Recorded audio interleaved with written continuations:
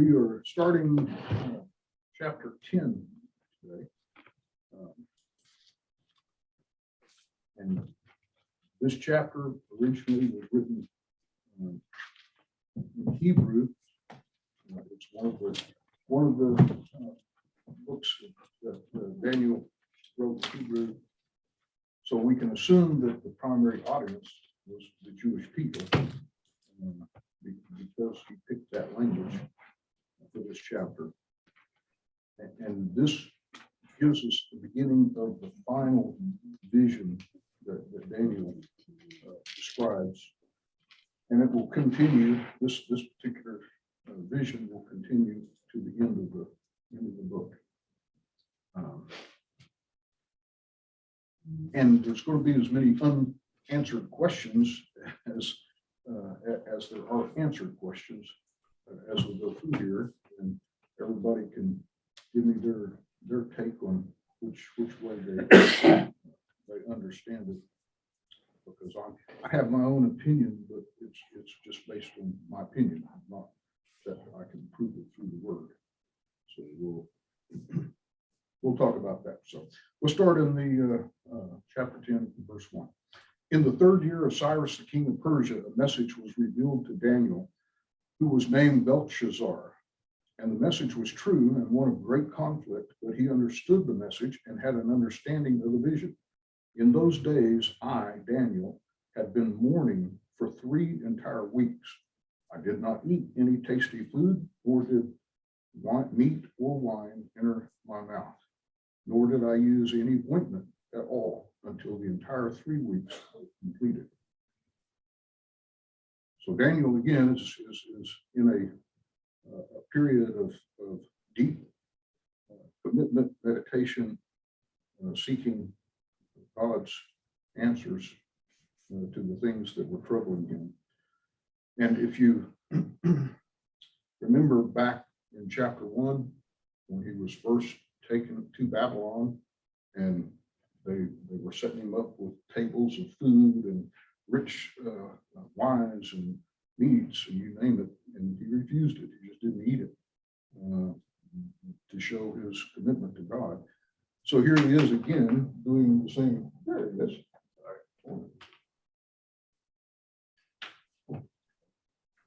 Clint. You do it over there? Yeah, I'll Just do it right here. Okay. Oh, Ken. We're making a hole for you anyway. All right. So here he is again. He is putting himself on a self-imposed fast. He's denying his body to try to concentrate his efforts towards spiritual clarity. And it tells us the third year of Cyrus, the king of Persia. So where are we at timeline wise? The third year of this is after Babylon falls, and Mede Persian rulers take charge, and then 3 years down the line. We know that Babylon fell in 539 BC. So this is 537 BC. The last vision in chapter 9 was in the first year.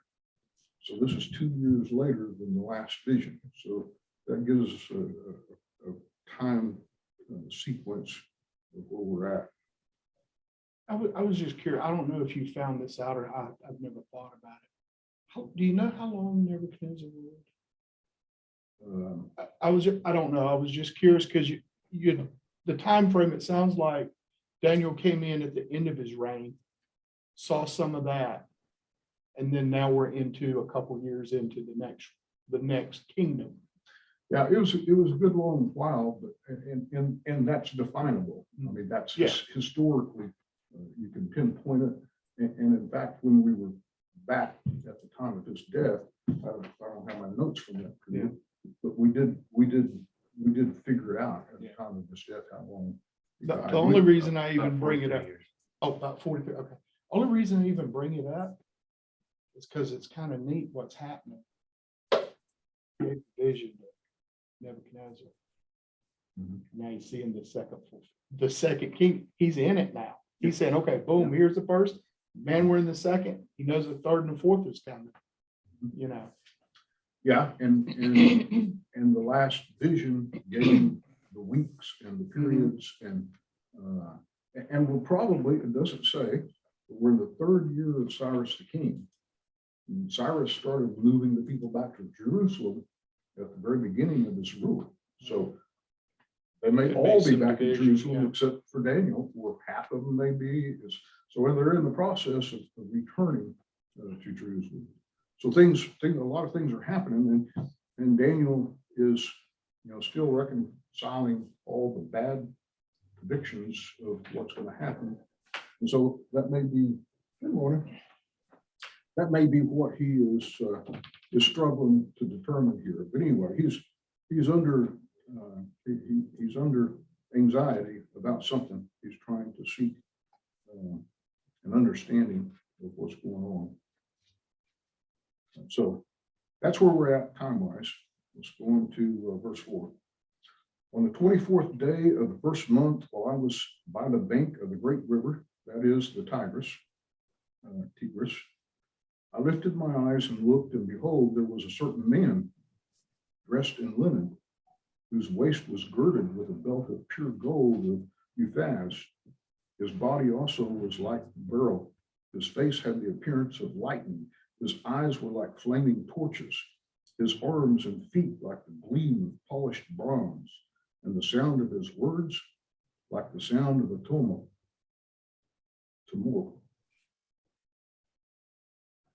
A pretty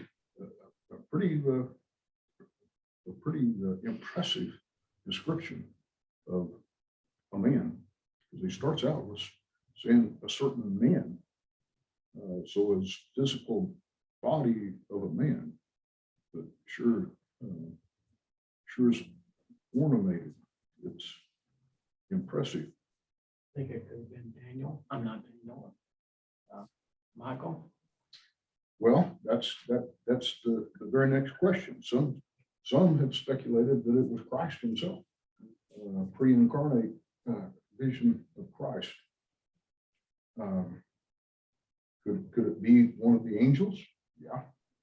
Gabriel has been his messenger so far in at least two of his visions. That's what the word angel means, is messenger.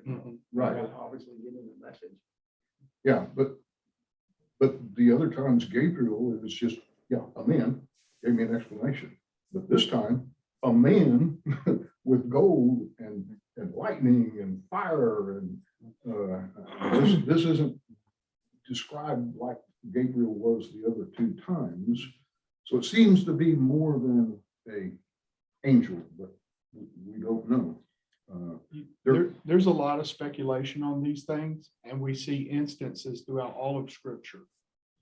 What helped me in some of this stuff is just to understand that, like, we are the image of God. We're made in the image of God, and we represent aspects of God, but we're not God. Angels also, there's a lot of bleed over in the Bible, but then you see these visions of certain angels that are so much like the risen Christ in Revelation. It leads you to think that maybe this might be Jesus himself.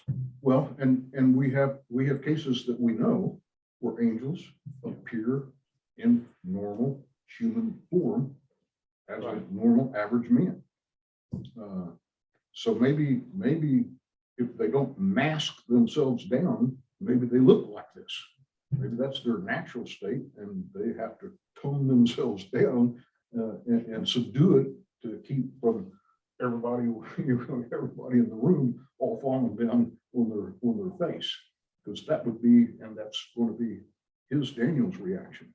But let me read you something from Revelation 1:13 and compare it to what we just read. John is talking about something he's seen.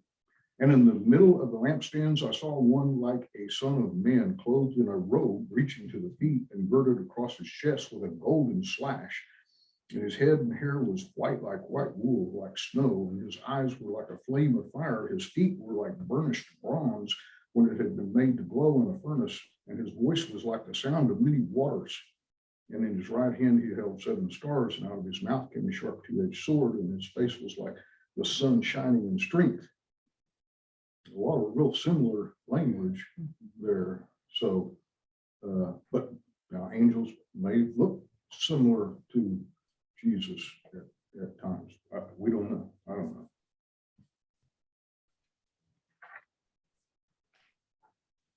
The counter argument to it being Jesus, and there's really wide disagreement. There's no real agreement here, but a couple of the arguments against it being pre-incarnate Christ is because later we'll see that he was held up by a prince of Persia, by an evil demon, a satanic angel.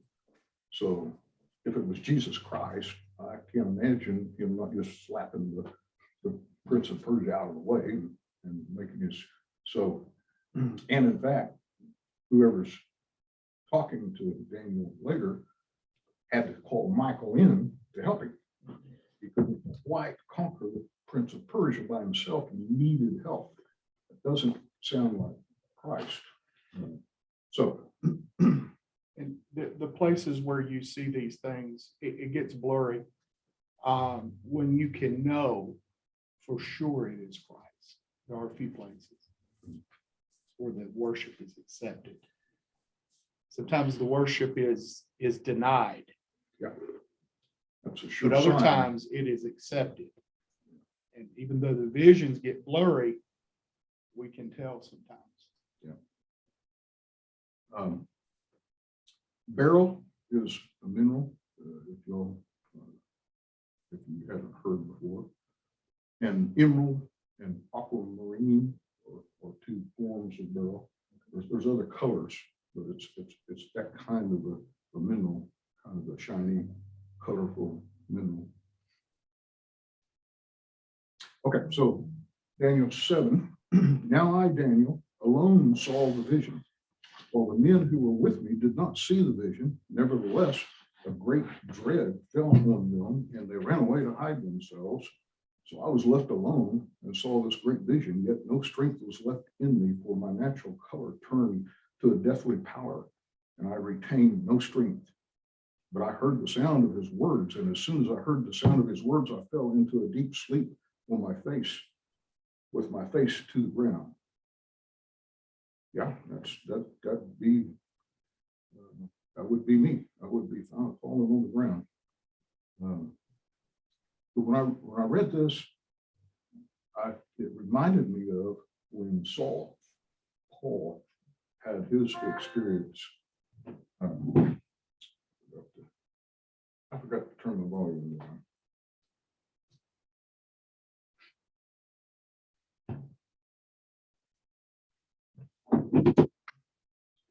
And Acts 9:3, as he was traveling, it happened that he was approaching Damascus, and suddenly a light from heaven flashed around him, and he fell to the ground. He heard a voice saying, Saul, Saul, why are you persecuting me? And he said, who are you, Lord? And he said, I am Jesus, whom you are persecuting. But get up and enter the city, and it will be told to you what you must do. The men who traveled with him stood speechless, hearing the voice, but seeing no one. So it had an effect on the people that was around the person it was happening to. They were affected, but they didn't see what was going on. So it's a pretty similar situation. And though his eyes were open, he could see nothing leading him by the hand. They brought him into Damascus. Now, you talked about the reaction. Daniel's reaction to this vision was a lot like John's in Revelation 1:17. It describes it. When I saw him, I fell at his feet like a dead man, and he placed his right hand on me, saying, "Do not be afraid. I'm the first and the last." So there's strong evidence. You can lean either way. Well, it was obviously Christ. Well, no, it wasn't Christ. So but to John in Revelation, I mean, he called himself the first and the last, so that cleared up any chance. Ambiguity. Yeah. Yeah. Um, We should expect these things. These things are all taught in the scripture in the sense that the image of God, the glory of God, we will share in those things to some degree. And you see that, I think, presented throughout all of scripture. The angels share, in a sense, in reflecting the glory of God, sometimes more powerfully, sometimes subdued, as you said. Yeah, and you said that, I don't know if anybody's seen that they've invented a new type of glasses for people who are colorblind, who don't see any color at all, just grayscale. And they've invented glasses that they can put on and see colors. And the reactions that they have when they do that, it's like, whoa, man, this is amazing. Well, it's got, it may be that sometimes we're given the ability to actually see what is real in the spiritual world that we can't see normally. We're walking around colorblind to the spiritual world. And if we could get glasses to actually see what every one of us may have glowing eyes and bands of gold or bronze, we don't know what we would look like from a spiritual respect if we looked at each other with clear eyes. The phrase for that is behind the veil. Good point.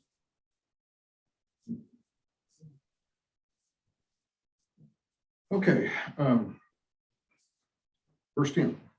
Then behold, a hand touched me and set me trembling on my hands and knees. He said to me, O Daniel, man of high esteem, understand the words that I'm about to tell you and stand upright, for I have now been sent to you. And when he had spoken this word to me, I stood up trembling.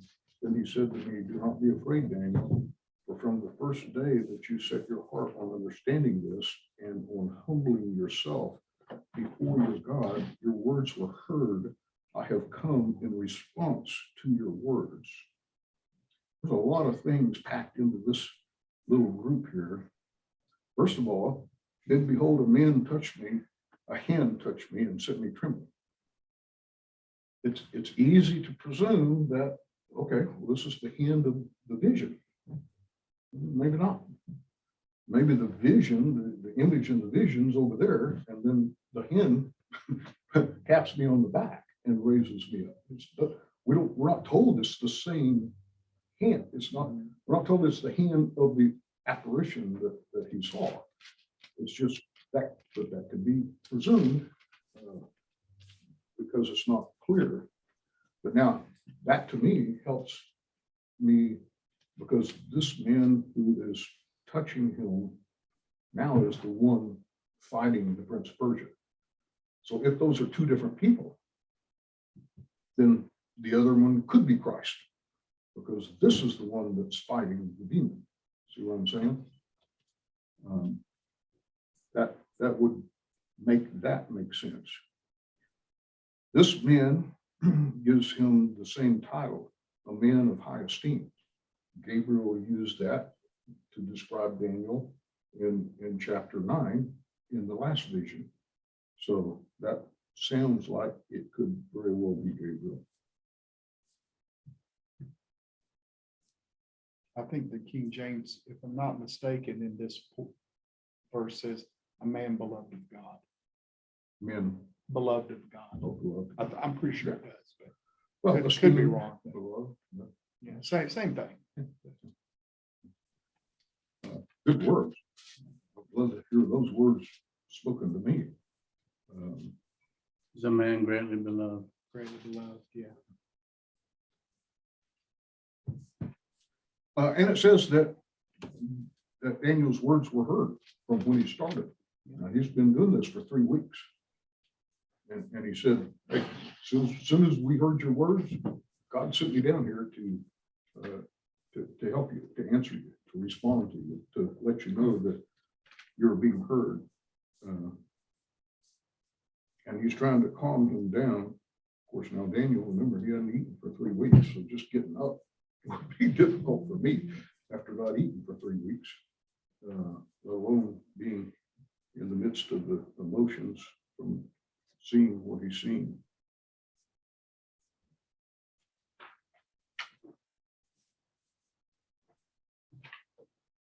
So we get to verse 13. This is the man who put his hand on his shoulder. But the prince of the kingdom of Persia was withstanding me for 21 days. Then behold, Michael, one of the chief princes, came to help me, for I had been left there with the kings of Persia. Now I have come to you to give you an understanding of what will happen to your people in the latter days, for the vision pertains to the days yet future. When he had spoken to me according to these words, I turned my face towards the ground and became speechless. Okay, so here, this man, angel, I'm assuming it's Gabriel because of the way he's talking, but that's just my assumption. But anyway, he's being held up. In other words, Daniel's been praying for 3 weeks, fasting for 3 weeks. This guy says, we heard you, and we headed your way as soon as you started praying, as soon as you started seeking understanding, but I was held up. He was literally blocked. In other words, he had to fight his way into the presence of Daniel through spiritual warfare. And he got to the point where he needed assistance. He had to call in reinforcements to be able to get through it, which opens up a whole area of questions and answers that I think the world confuses today. There is a large group of Christians who do not believe there is a devil actively operating in a thoughtful and objective oriented manner. There's a lot of people who just don't buy into that. You know, each man can be good or bad, but that's something that men do. They're good or bad. There's no spiritual entity directing combat or directing forces to try to capture people, to win battles. But I would argue that that's not true. And I've got several verses here that I think would reinforce the fact that there is spiritual warfare going on a constant basis around us that we're mostly unaware of because we don't tune ourselves in or seek to know about it. Matthew 25:41. Then he will also say to those on his left, depart from me, accursed ones, into the eternal fire, which has been prepared for the devil and his angels. The devil is real, and his angels, the cohort that left heaven with him when he was thrown out, they're still around. They're still here. They're still active. They're still working. Not as servants of God, but servants against God. And they're real beings. They're not human. First chapter of Job says, "Devil's roaming the earth." Yep. And God gives Job authority to do things that hurt Job. In other words, the devil couldn't do the damaging things to Job that he did without God's permission. So he was given that authority to do those things. And we'll hit a verse on that too in a minute. In Luke 4:6, and the devil said to him, I will give you all this domain and its glory, for it has been handed over to me, and I give it to whomever I wish. So the devil has been given authority on earth, and he can operate within that authority that God has granted him. And he does. To think that he doesn't is, to me, being a little foolish. In Ephesians 6:11-12, put on the full armor of God so that you will be able to stand firm against the schemes of the devil. For our struggle is not against flesh and blood, but against the rulers, against the powers, against the world forces of this darkness, against the spiritual forces of wickedness in the heavenly places. There's a dark world that we are not aware of. And it is just as real as the world we are aware of. And it's happening all the time. You know, there's a real benefit to the things we're studying. When I was a child, I had these real terrifying dreams of demons, devils, vampires, all kinds of evil stuff. And as I and I had them up until I was a young man. You think you get over that stuff. But when I started understanding the spiritual realm as the Bible describes it, where authority is given, where it is not given, the limitations and the roles, cleared up every fear I had. Gone. Because I understand it. I know the Bible tells me how they operate, why they operate, what the capacity is, what it's limited by. And so you don't have to worry about that stuff so much if you really understand it. In one interpretation, one group of people's attempt at giving a glimpse into this world is in the Left Behind series of books and movies, because it talks about being able to see all of the good angels and the bad angels and the combat and the warfare and the struggles and how our prayers affect the battles that are going on. Now, I'm not saying that they got it right. I'm not saying that that's the way it is. I'm just saying that that's one person's attempt at getting a view of this supernatural spiritual world. Everywhere in Scripture, all through, we see that couple truths. Just I don't know if people really thought about it, but for believers, God sends his angels for our aid, and they are powerful, and they have all his capability at their disposal. A lot of that hinges on our faith. And so really, it's about us being right with the Lord. You know what I mean? And that's where the peace and the protection and the security. If you're part of unbelieving world, you're just under control of the devil until you are rescued by Christ out of that kingdom.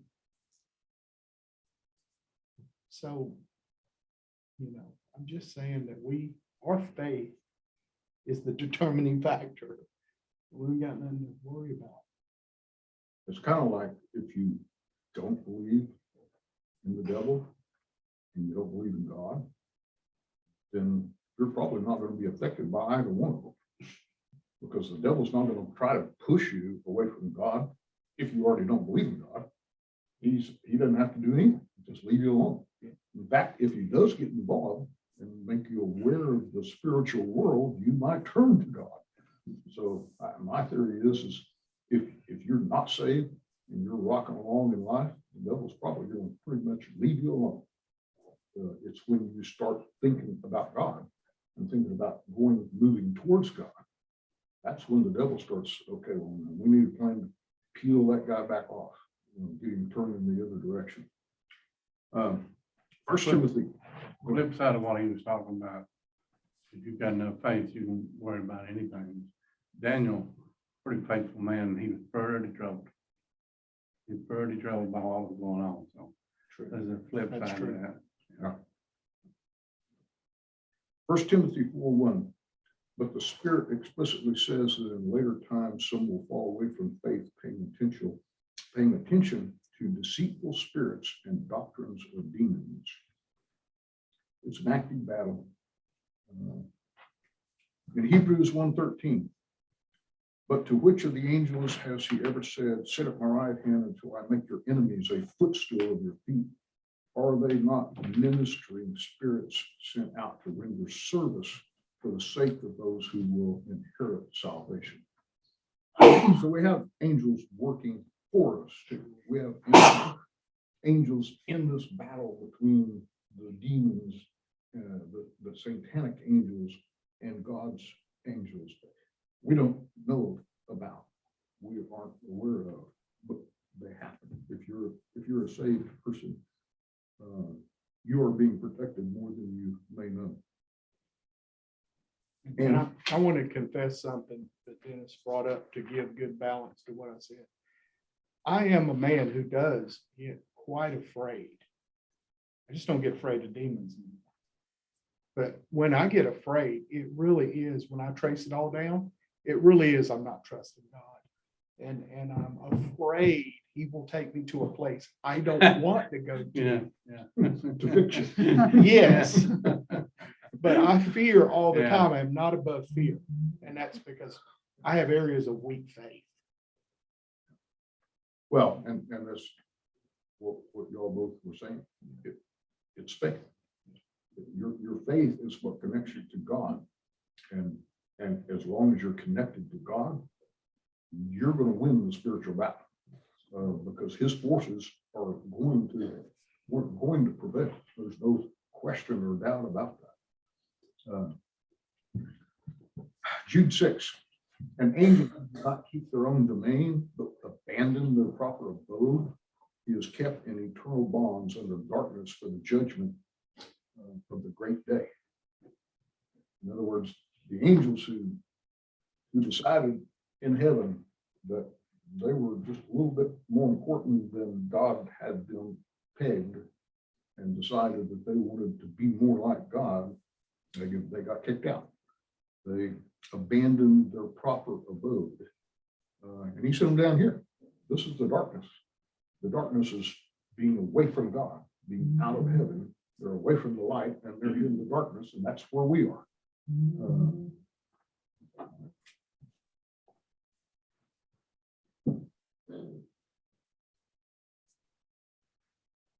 And one final one. Fallen angels who declared their independence from God are among us. Revelation 16:14. For they are the spirits of demons performing signs which go out to the kings of the whole world to gather them together for the war of the great day of God, the Almighty. These demons affect the world, not just each of us. They're not just trying to make me sin more, but they're affecting the leaders, the kings of the world. The geopolitics of the world is affected by Satan. He is directing a lot of the strife and the wars and the, who knows, maybe the politics in America. Maybe he's become so strong here that now he's got this own country divided among the states that think we should kill babies and the states that think we shouldn't. So they're active. What time? So, Yeah, that's 2 more about, minutes. we'll stop right there. You know, the Hollywood Presents Demons. This is what I was afraid of when I was a young man. Presents demons as going around killing us, you know, or attacking us in some way, physically. And Bible presents demons not that way. It presents them mostly as deceiving us, inciting sin, those kinds of things. Luring. And this is the cure for that. Yeah. That's exactly right. And I do that a lot when I pray for other people.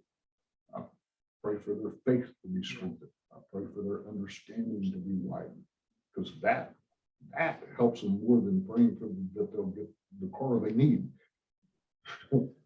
Pray for them to have a closer relationship with God, and then the other crap will work itself out. Yeah. So, any other comments?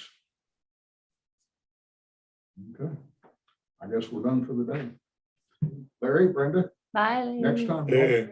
Love you guys. 3 things next time. Okay. Bye-bye. Bye-bye. Greatly beloved in verse 19. Highly esteemed was the other version I had. Yeah. And